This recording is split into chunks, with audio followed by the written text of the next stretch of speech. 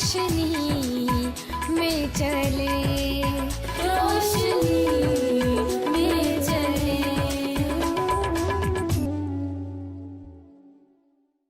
ناظرین، پروگرام کلام کی روشنی میں ہم آپ کو خوش آمدید کہتے ہیں۔ آج کے پروگرام میں ہم ایک بہت دلچسپ ٹاپک کو ڈسکس کریں گے، اور وہ ٹاپک ہے مسیحی تفہیم الفردوس۔ اور پادری صاحب آپ کو پروگرام میں خوش آمدید کہتے ہیں۔ اور آج کے پروگرام کا ٹاپک، جیسے کہ میں نے پہلے عرض کیا، کہ مسیحی تفہیم الفردوس ہے، یعنی جنت الفردوس کے حوالے سے۔ تو پادری صاحب، جنت الفردوس کا دراصل مطلب کیا ہے، اور کیوں ہم مسیحی ایمان کا اظہار بھی اس لفظ کا استعمال کرتے ہوئے کرتے ہیں، لیکن ہمیں بعض اوقات بہت سے ایسے الفاظ ہوتے ہیں جن کے اصل اس کا مطلب جو ہے نا وہ واضح نہیں ہوتا۔ تو آپ کے خیال میں اس کا اوریجنلی ادب میں کیا اس لفظ کی حقیقت ہے، کیا اس کی وضاحت آپ کریں گے؟ میں سوچتا ہوں کہ یہ بہت ہی امپورٹنٹ کویسچن ہے۔ کسی بھی پروگرام کو، کسی بھی مضمون کو ڈسکس کرنے سے پہلے یہ بہت لازم ہوتا ہے کہ جس مضمون پر ہم بات کرنا چاہ رہے ہیں اس مضمون میں مستعمل الفاظ جو ہیں ان کی اصل معنویت کو معلوم کیا جائے کہ اس کے اصل معنی کیا ہے۔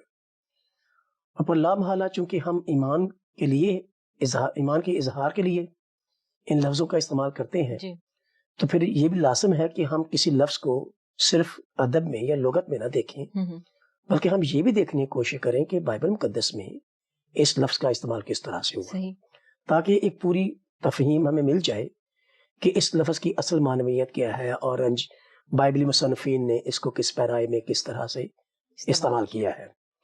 تو ایمان تو بلا شبہ ہمارا ہے جنت الفردوس کا اور حیات ابدی کا اور خدا ان کے ساتھ آرام کا، یہ ساری چیزیں ہماری امید ہے، ہمارا ایمان ہے، ہم اس پر چل رہے ہیں۔ صحیح، لیکن چونکہ ہمارا ایمان ہے اور ہم اس ایمان کی ادائیگی میں ہم لفظ فردوس اور جنت کا استعمال کرتے ہیں، تو یہ بہت اچھا ہے کہ ہم اس لفظ کی معنویت کو دیکھیں۔ اگر ہم اس لفظ کی لغوی معنویت کو معلوم کرنے کی کوشش کریں تو ہمیں معلوم ہوتا ہے کہ یہ لفظ اپنی مزاج کے اعتبار سے، جو مزاج ہے اس لفظ کا، اس سے معلوم ہوتا ہے کہ یہ لفظ مشرقی کلچر کا لفظ ہے، ثقافت کا لفظ ہے، کیونکہ لفظوں کی بناوٹ اور لفظوں کی ساخت جو ہے اور استعمال جو ہے وہ کلچر میں ہوا ہے۔ جی، تو اور اس لفظ کو جب ہم سنتے ہیں، دیکھتے ہیں، اور پھر ہم ادب میں دیکھتے ہیں، لغت میں دیکھتے ہیں، تو یہ لفظ ہمیں مشرقی تہذیب کا لگتا ہے، مشرقی ثقافت کا۔ اور میں جب اس کو تاریخ میں دیکھتا ہوں کبھی، اور میں نے ایک دفعہ ریسرچ کیا اس کے اوپر، تو مجھے پتہ چلا کہ یہ لفظ فردوس جو ہے یہ اوریجنلی فارسی زبان سے مشتق ہے، صحیح، اور فارسی زبان سے بھی پہلے یہ لفظ زینوفن ایک مورخ تھا جس نے اس لفظ کو استعمال کیا، جو کہ مشرقی تہذیب کا ہی تھا، صحیح، کیونکہ فارسی زبان سے پہلے بھی زبانیں تھیں، جیسے عبرانی زبان تھی، جیسے اکادی زبان تھی، اور یہ ساری زبانیں ایک دوسرے سے ملتی جلتی ہیں، سسٹر لینگویجز کہلاتی ہیں۔ تو فارسی کے بہت سارے الفاظ جو ہیں وہ عبرانی سے آئے ہیں، آرامی سے آئے ہیں، اکادی زبان سے آئے ہیں۔ تو یہ لفظ جو فردوس ہے یہ پہلی دفعہ تاریخ میں تحریری طور پر زینوفن ایک مورخ تھا، اس نے استعمال کیا۔ صحیح، اور جب اس نے استعمال کیا تو اس کے لیے جو لفظ اس نے استعمال کیا وہ تھا پیریڈازا، اس کی پروننسیشن پیریڈازا کے طور پر ادا ہوئی۔ اور پیریڈازا کو جب یونانی زبان نے ادا کیا تو پیریٹیخوس کے طور پر ادا کیا یونانی میں، صحیح، کیونکہ پیریڈازا اور پیریٹیخوس جو ہے وہ ایسے لگتا ہے کہ جیسے ایک ہی روٹ سے ہے۔ تو پیریٹیخوس کو جب میں نے لغت میں دیکھا تو پیریٹیخوس لفظ جو ہے وہ دو لفظوں کا کمبینیشن ہے، پیری اینڈ ٹیخوس۔ ٹیخوس بار کو کہتے ہیں جو ہیج ہوتی ہے، جو والڈ ہوتی ہے، صحیح، اور پیریٹیخوس کا مطلب وہ باغ ہے، وہ باغیچہ ہے جو باردار ہے۔ صحیح، اور میں لغت میں جب دیکھا اس کو، اور پھر اس کے بعد میں نے بائبل کے ساتھ اس کو دیکھنے کی کوشش کی، تو مجھے اس کا جو ترجمہ ملا، بہت خوبصورت ترجمہ اردو ترجمے کے مترجم نے کیا ہے۔ غزل الغزلات کی کتاب، اس کا 4 باب اور اس کی 12ویں آیت میں اس فردوس لفظ کے لیے مکفل باغیچہ مکفل باغیچہ. صحیح. اور مکفل لفظ جو ہے وہ کفل سے ہے, کفل سے ہے, تالا لگا ہونا, بار لگی ہونا, محفوظ ہونا. محفوظ ہونا. اور پھر اسی جگہ پر اس نے پھر وہ بھی لکھا ہے محفوظ سوتا اور سر بمہر چشمہ.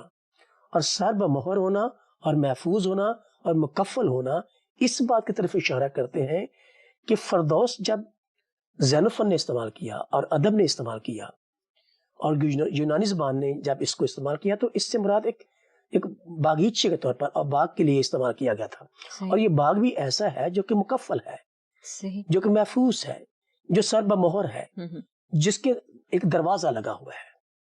تو اس طرح کے باغیچے کو, باردار باغیچے کو یا باغ کو فردوس ادب میں کہا گیا ہے, ادب تاریخ میں کہا گیا ہے. یعنی کہ ایک ایسا باغیچہ, ایسا باغ جس کے جو سربا مہر یعنی کہ اس کی باڑ بھی ہے, محفوظ ہے اور دیواردار ہے, دیوار ہے, باقاعدہ گیٹ ہے, باردار ہے, باردار ہے. ٹھیک ہے. اور یہاں پر جو لفظ مکفل باغیچہ آیا ہے یہ بہت ہی مناسب ترجمہ ہے اس بات کے لیے جو ادب نے فردوس کے طور پر اس باغ کو ادا کیا. اب جب اس لفظ کو میں نے دیکھا بائبل مقدس میں تو بائبل مقدس کے مترجمین نے اس لفظ فردوس کو لفظ جنگل کے ساتھ بھی ادا کیا ہے. نہمیہ کتاب کے 2 باب کی 8ویں آیت میں اسی باغ کے لیے جو باردار باغ تھا جی جی جو ادب نے ادا کیا ہے اس کے لیے لفظ جنگل استعمال کیا اس نے.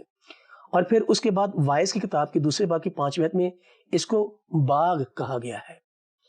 اور میں سوچتا ہوں کہ یہ جب ادب میں استعمال ہوا تو یہ بنیادی طور پر فارسی عمرہ اور فارسی بادشاہوں کے لیے جو باغ باغیچے تیار کیے جاتے تھے پھر ان کو باڑ لگا دی جاتی تھی کہ ہر کوئی شخص اس میں نہ آئے. صحیح. اور وہ شاہی باغیچہ کہلاتا تھا. ٹھیک. اس خاص شاہی باغیچے کو لفظ فردوس سے ادا کیا جاتا تھا ادب میں. ٹھیک. اور چونکہ وہ خاص تھا اور خاص لوگوں کے لیے تھا اور خاص لوگوں کے لیے محفوظ تھا, خاص لوگوں کے لیے اس کی تیاری تھی, خاص لوگوں کے لیے اس کا ماحول تھا, تو اس ساری چیزوں کو لے کر تو بائبل کے مصنفین نے اور جتنے بھی ابراہیمی مذاہب ہیں جی. انہوں نے اس لفظ کو اپنے ایمان کی ادائیگی کے لیے استعمال کیا کہ یہ ایک ایسا باغ ہے جو جس کا ایک خاص ماحول ہے, جس کی آرائش مخصوص ہے اور مخصوص لوگوں کے لیے ہے اور باردار ہے, ہر کوئی شخص جا آ نہیں سکتا, اس کے لیے ایک کوالیفیکیشن ہے کہ وہ شاہی خاندان کا ہو, خاص شخص ہو, وہ اس میں جا سکتا تھا. اب جب اس تفہیم کو لے کر مسیحی ایمان میں اس لفظ کا استعمال ہوا جی تو اس کے لیے 2 لفظ بڑے کمال کے استعمال ہوئے ہیں. اور ایک تو اس کو باغ عدن کے لیے بھی استعمال کیا گیا. فردوس لفظ جو ہے جب باغ کے طور پر استعمال ہوا تو عدن کا جو باغ تھا جہاں ہر چیز آدم اور حوا کے ماحول کے لیے بنائی گئی تھی اور وہ ان کے لیے جنت سے کم مقام نہیں تھا, جس کو پھر ابلیس نے خراب کیا. ابلیس نے سوچوں کو خراب کیا اور وہ ماحول خراب ہوا. صحیح. پھر اسی باغ کے لیے حزقیل کی کتاب کے 31ویں باب میں 8ویں اور 9ویں آیت میں باغ خدا کہا گیا. اسی عدن کے باغ کو جو باغ عدن تھا اسی کو باغ خدا بھی کہا گیا. اور باغ خدا دراصل وہ فردوس ہی ہے. ٹھیک ہے. اب جب ہم اس کو مزید دیکھتے ہیں تو 2 کرنتھیوں 12واں باب اور اس کی 4تھی آیت, اس میں پولس رسول اس طرح سے رقم کرتے ہیں, میں مسیح میں ایک شخص کو جانتا ہوں کہ 14 برس ہوئے کہ وہ یک تیسرے آسمان تک اٹھا لیا گیا. نہ مجھے یہ معلوم ہے کہ بدن سمیت, نہ یہ معلوم ہے کہ بغیر بدن کے, یہ خدا کو معلوم ہے. یک فردوس میں پہنچ کر ایسی باتیں سنی جو کہنے کی نہیں. فردوس میں پہنچ کر اور وہ تیسرے آسمان تک اٹھا لیا گیا, اور پھر تیسرے آسمان تک جب اٹھا لیا گیا تو اس نے فردوس میں پہنچ کر کچھ چیزیں دیکھی ہیں. تو گویا کہ فردوس کی نشاندہی جو پولس رسول اس رویا کو حوالہ بنا کر ذکر کرتے ہیں, ان کے خیال میں فردوس جو ہے وہ تیسرے آسمان پر ہے. تو فردوس وہ جگہ ہے جو خدا کا باغ ہے, خدا کی حضوری ہے, خدا کی موجودگی ہے, ایمانداروں کے رہنے کی جگہ ہے. تو یہ دراصل جو بائبل مقدس میں اس کا ذکر آیا ہے وہ تو دراصل اسی پیرائی میں آیا ہے کہ باغ عدن اوریجنلی جو کہ سمبولک تھا جو اس زمین پر ہمیں عدن تو آج بھی زمین پر ہے. عراق ایران کی آپ جغرافیکل سیٹنگ میں جائیں تو عدن کا باغ تو عدن کا مقام تو آج بھی ہے, صحیح. لیکن وہ زمین پر تھا. تو یہ زمینی عدن جو ہے جس کو بعد میں حزقیل نبی نے باغ خدا بھی کہا, تو اٹ واز سمبولک. اوریجنل جو عدن ہے, اوریجنل جو فردوس ہے, اوریجنل جو وہ پلیس ہے جہاں پر ایمانداروں نے ہمیشہ کی زندگی گزارنی ہے, اس کے بارے میں پولس رسول یہ بات کہتا ہے کہ وہ آسمان پر ہے. اور اس شخص نے جس نے رویا میں آسمان پر اٹھا لیا گیا, اس نے جا کر فردوس میں جگہ, تو وہ فردوس جو ہے وہ آسمان پر ہے. اور اس فردوس میں جانے کے لیے بھی آپ کو ایک مخصوص حالت, مخصوص رشتہ خدا کے ساتھ بنانے کی ضرورت پڑتی ہے. ٹھیک. ویسے بڑی تفصیل سے آپ نے اس کی ادبی وضاحت بھی کی ہے اور باقی چیزیں بھی اس سے ریلیٹڈ بیان کی ہیں. مجھے یہ بتائیے کہ جنت الفردوس کا قیام دراصل کب عمل میں آیا؟ آپ کے خیال میں کیا آپ اس کے متعلق کہیں گے, یا کلام مقدس کیا ہمیں بتاتے ہیں؟ مجھے تو لگتا ہے کہ جب خدا نے کائنات کو خلق کیا, جی, جو پیدائش کی کتاب میں ہمیں اکاؤنٹ ملتا ہے, اس کا بیان ملتا ہے, جو نیریٹو ملتا ہے, اس میں تو خدا نے جب بھی تخلیق کے فیزز مکمل کیے, آسمان اور زمین کو بنایا, سیارے بنائے, چاند بنایا, پھر سمندر بنائے, پھر پرندے چرندے بنائے, باغات لگائے, انسان بنایا, ہر دفعہ خدا نے کہا اچھا ہے. پھر لاسٹ میں اس نے کہا بہت اچھا ہے, جب آدم اور حوا کو بنایا. جی, انسان تو جب سب اچھا تھا تو برائی کا تو کانسیپٹ ہی نہیں تھا. ٹھیک. تو جب برائی نہیں تھی تو پھر سب جنت ہی تھا, سب پیسفل ماحول تھا, سب ایسا ماحول تھا جس میں خدا کی رضا عمل میں آتی تھی, سب ایسا ماحول تھا جس میں خدا کی موجودگی عمل میں آتی تھی, اور جو لوگ وہاں موجود تھے اس کی عمل میں رہتے تھے. لیکن جنت کا جو بیان ہے وہ اس وقت ملتا ہے کہ اس نے پھر جنت کو اس وقت مخصوص کر دیا ان لوگوں کے لیے جنہوں نے بغاوت نہیں کی. تو وہ ایک ماحول میں سے نکل گئے. تو جب دوزخ بنی ان لوگوں کے لیے جنہوں نے بغاوت کی, تو جنت کا کانسیپٹ کلیئر ہو گیا. باقی جو ماحول تھا وہ جنت کا تھا, جو اس میں سے نکل گئے وہ دوزخ میں ہے. جب دوزخ کلیئر ہوئی تو جنت بھی واضح ہو گئی. ٹھیک. تو اصل میں جنت تیار کی گئی ہے ان لوگوں کے لیے جو خدا کے محبوب اور خدا کے مقبول ہیں. ٹھیک. مجھے بھائی صاحب ایک چیز اور بتائیے, آپ جنت کے ماحول کو اور اس چیز کو آپ پہلے بھی آپ نے پچھلے سوال میں بھی بیان کیا, مجھے یہ بتائیے کہ وہاں کی فیملی لائف یا وہاں کا ماحول کیسا, آپ بائبل مقدس کے ریفرنس سے یا ویسے بھی آپ کی کافی اسٹڈی ہے اس پہ, تو آپ کیا سوچتے ہیں کیسا ماحول ہوگا, کیسی فیملی لائف ہوگی وہاں پہ, کیا ہے؟ دیکھو فیملی لائف کا جو تصور ہے, میں نے پچھلی کسی پروگرام میں بھی ذکر کیا تھا کہ جب ہم لفظ فیملی کا استعمال کرتے ہیں نا, جو لفظ بولتے ہیں فیملی یا خاندان, جی, تو میں نے پچھلے پروگرام میں بھی اس بات کا ذکر کیا تھا کسی میں کہ جو خاندان ہے دو طرح سے بائبل مقدس سے بیان ہوا ہے.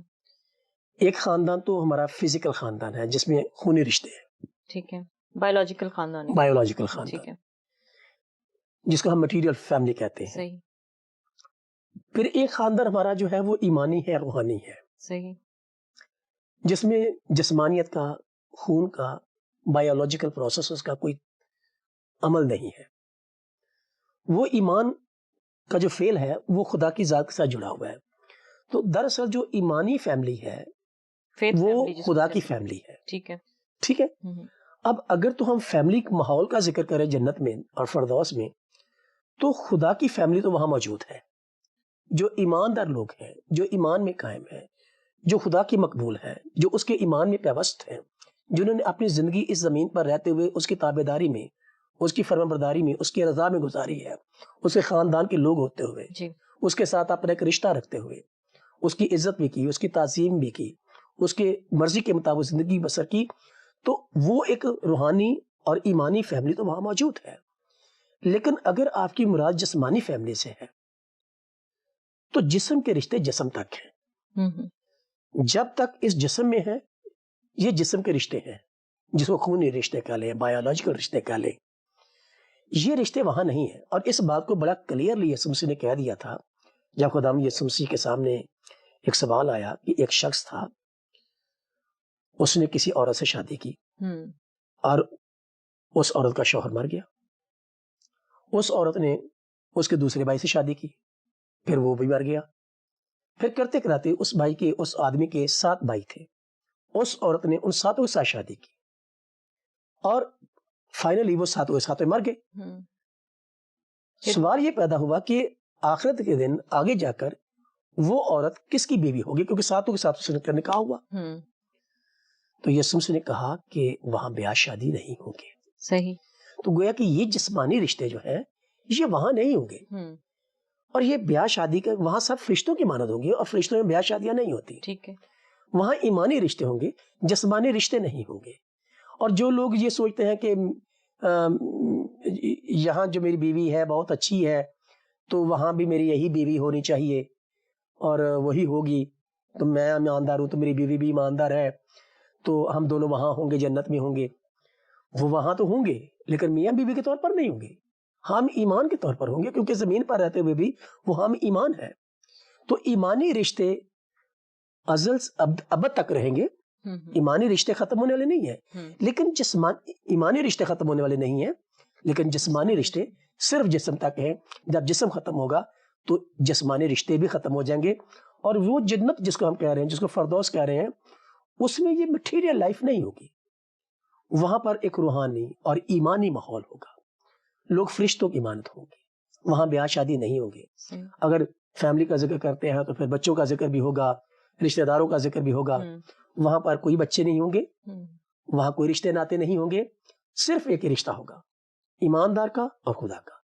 ایک خدا ہے، باقی سب ایماندار ہے، اور ایمان کے رشتے میں خدا کے ساتھ سب جڑے ہوں گے، اور اس کے علاوہ تیسرا رشتہ کوئی نہیں ہوگا۔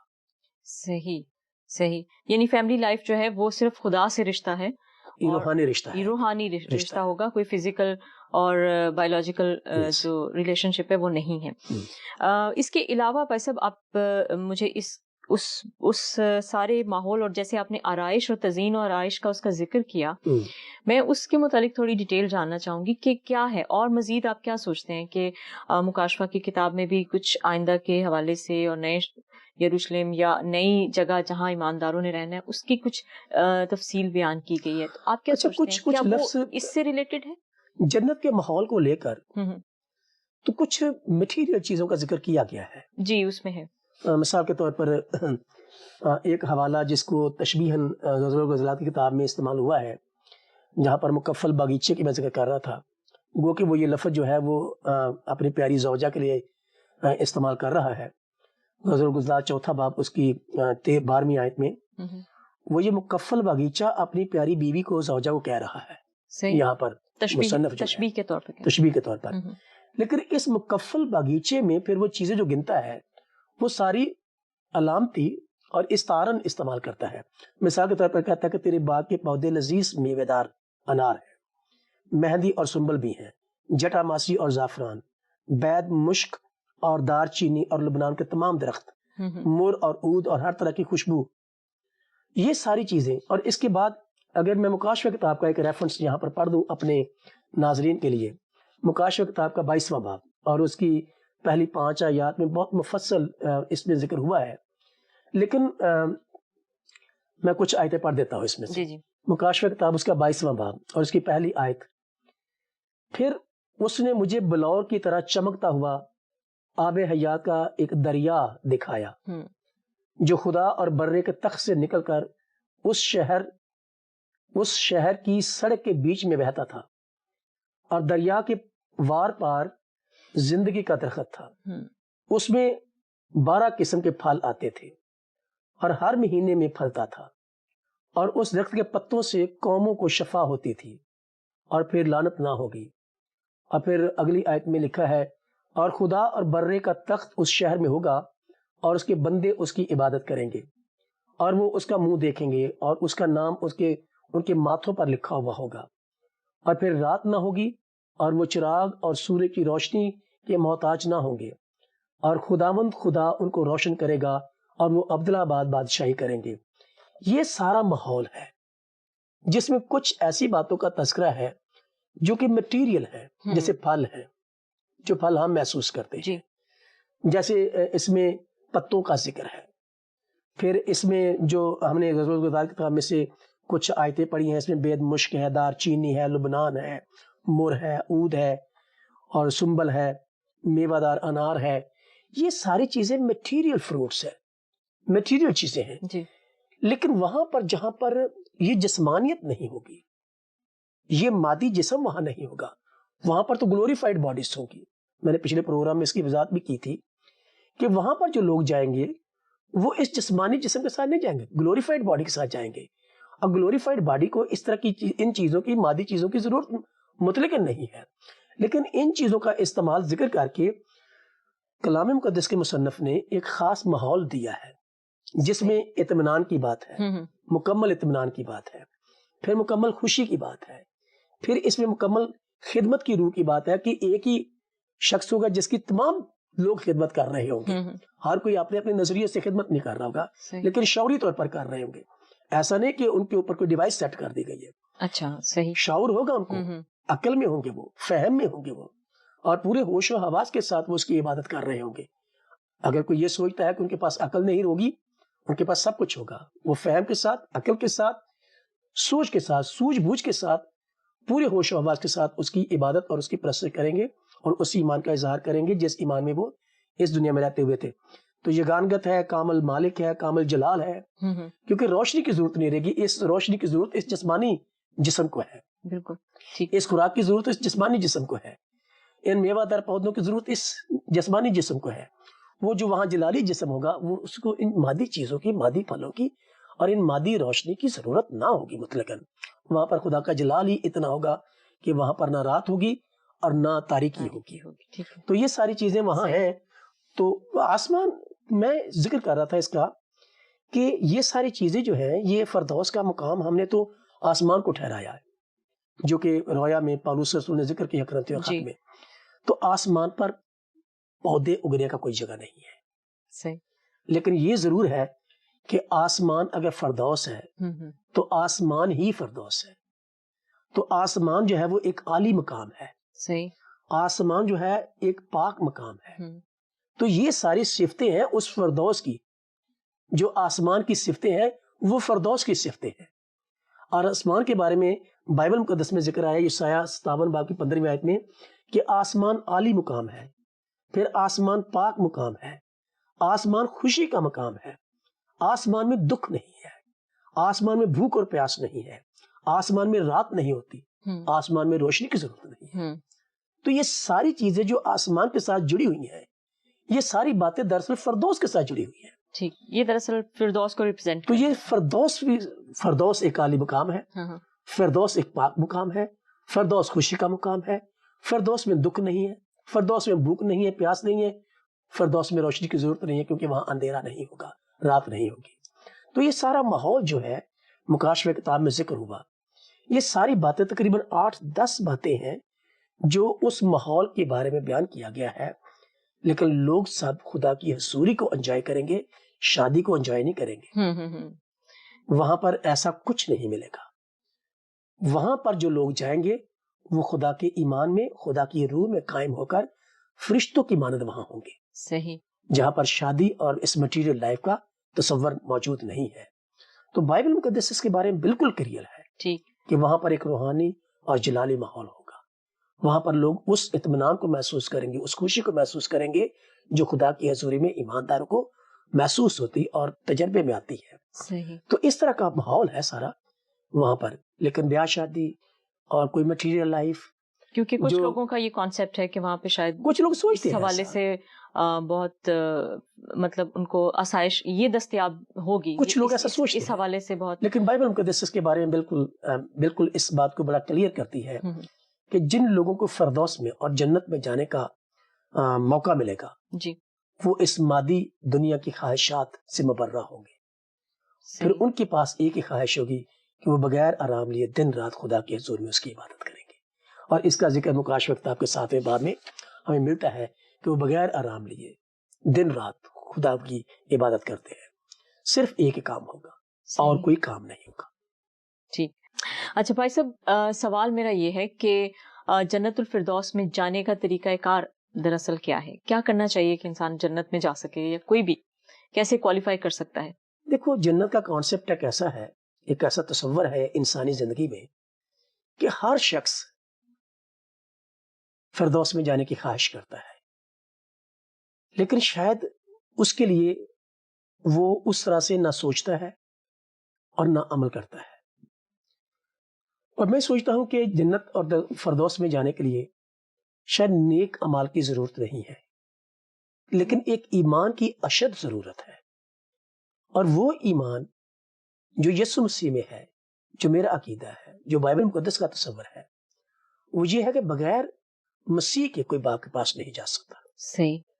اور باپ جو ہے وہ اگر آسمان پر ہے اور فردوس اگر آسمان پر ہے تو آسمان پر کوئی نہیں چڑھا سوائے اس کے جو آسمان سے اترا. اور وہ اب ان لوگوں کی رہنمائی کرتا ہے جو اس کے ایمان میں ہے. وہ اس نے کہا آسمان پر جانے سے پہلے یوحنا کے 14 باب میں تمہارا دل نہ گھبرائے، تم خدا پر ایمان رکھتے ہو، مجھ پر بھی ایمان رکھو. میں جاتا ہوں تاکہ تمہارے لیے جگہ تیار کروں اور پھر آ کر تمہیں بھی اپنے ساتھ لے جاؤں گا. وہ لے جائے گا، خود کوئی نہیں جا سکتا، اور وہ لے جائے گا ان کو جو اس پر ایمان رکھتے ہیں. اگر آپ وہ صلیب پر لٹکے ہوئے اس ڈاکو کو دیکھیں، وہ ڈاکو تھا، لیکن اس نے صلیب پر لٹکے ہوئے اپنے ایمان کا اظہار یسوع مسیح کے ساتھ کیا. اگر آپ اس کی گفتگو کو سنیں تو اس ڈاکو کے بیانات میں کچھ ایسے الفاظ ہیں، کچھ ایسی باتیں ہیں جس سے ہمیں پتہ چلتا ہے کہ وہ یسوع مسیح کو کیا مان رہا ہے. اور اس نے کہا، جب دوسرے ڈاکو سے بات کی تو اس نے کہا کہ کیا تو خدا سے بھی نہیں ڈرتا؟ تو اس نے یسوع مسیح کو اپنا خدا مان لیا. پھر اس نے کہا ہم تو اپنے گناہوں کا بدلہ پا رہے ہیں، اس نے کوئی ایسا بے جا کام نہیں کیا، تو گویا اس نے یسوع مسیح کو بے گناہ مان لیا. پھر اس نے یسوع مسیح سے کہا جب تو اپنی بادشاہی میں آئے، تو اس نے یسوع کو اپنا بادشاہ مان لیا، خدا مان لیا، بادشاہ مان لیا، اس کی بے گناہی اور پاکیزگی کا اعتراف کر لیا اور اپنے گناہ گار ہونے کا اقرار کر لیا. جس کے نتیجے میں یسوع مسیح نے کہا کہ تو آج ہی میرے ساتھ فردوس میں ہوگا، تو فردوس میں ہوگا اور آج ہی ہوگا. تو اس میں کچھ لوگ یہ سوچتے ہیں کہ وہ تو اس دن مرا نہیں تھا کیونکہ اس کی ٹانگیں توڑ دی گئی تھی، لیکن فردوس کی جو حالت ہے، کچھ لوگ پھر یہ سوال کرتے ہیں کہ کیا فردوس جگہ ہے یا کہ حالت ہے؟ فردوس حالت ہے پہلے، اور جو اس حالت میں ہوتے ہیں، فردوسی حالت میں ہوتے ہیں، وہ فردوس میں جاتے ہیں. اور فردوسی حالت ایمانی حالت ہے. جو ایمان میں ہوتے ہیں وہ فردوسی حالت میں ہوتے ہیں. صحیح. لیکن پھر وہی ایماندار جو ہے وہ فردوس میں چلے جاتے ہیں، جو کہ آسمانی مقام ہے. تو فردوس حالت بھی ہے اور فردوس مقام بھی ہے. تو وہ اس حالت میں تو چلا گیا ایمان لا کر، کیونکہ وہ ایمان میں قائم ہو گیا، اور پھر اس ایمان میں رہتے ہوئے، اس حالت میں رہتے ہوئے خدا یسوع مسیح کے وعدے کے مطابق پھر وہ اس جگہ پر پہنچ گیا. ٹھیک بھائی صاحب، بہت بہت شکریہ. آپ نے یہ بات بتائی کہ کیسے کوالیفائی اس حالت کے لیے کیا جا سکتا ہے. گویا کہ فردوس میں وہی جا سکیں گے جو دراصل خدا کے ساتھ اور یسوع مسیح کے ساتھ جن کا رشتہ یا جو بہت مطلب کہہ لیں کہ کلوزلی اس کے ساتھ وابستہ ہیں، اور اسی وابستگی میں وہ ان کو جنت الفردوس میں پہنچائے گا. بہت بہت شکریہ بھائی صاحب، آپ نے بہت ان 3-4 سوالوں میں کافی وضاحت آپ نے جنت الفردوس کے حوالے سے جو مسیحی کانسیپٹ ہے اور جو بائبل مقدس اور جو کلام ہمیں پیش کرتا ہے اس کو آپ نے بہت اچھے طریقے سے کھل کر اس کو واضح کیا. میں آپ کی بہت شکر گزار ہوں کہ آپ نے اس ساری چیز کو بڑے اچھے طریقے سے واضح کیا، اور میں امید کرتی ہوں کہ ہمارے ناظرین کو اس حوالے سے بہت سی چیزیں جو ہیں وہ آج نئے طریقے سے اور اچھے طریقے سے آپ نے سیکھی ہوں گی، سمجھی ہوں گی. اور مجھے بھی بہت سی چیزیں ایسی ہیں جو فردوس کے حوالے سے پہلے اتنی اچھی طرح سے واقفیت نہیں تھی جتنے اچھا آج پادری صاحب نے سمجھایا. سو ناظرین، آج کے پروگرام کا وقت یہاں ختم ہوتا ہے. میں آپ سے اجازت چاہوں گی پادری صاحب کو، اور مجھے آپ اس پروگرام سے اجازت دیجیے. اور اگر آپ کا کوئی سوال یا کوئی کامنٹس ہیں تو آپ ضرور ہمیں پروگرام کے حوالے سے کیجیے. Thank you very much. Programme سے اجازت دیجیے. پروگرام کی ٹیم کو اپنی دعاؤں میں یاد رکھیے گا. خدا حافظ. آؤ ہم خداوند کی روشنی میں چلے.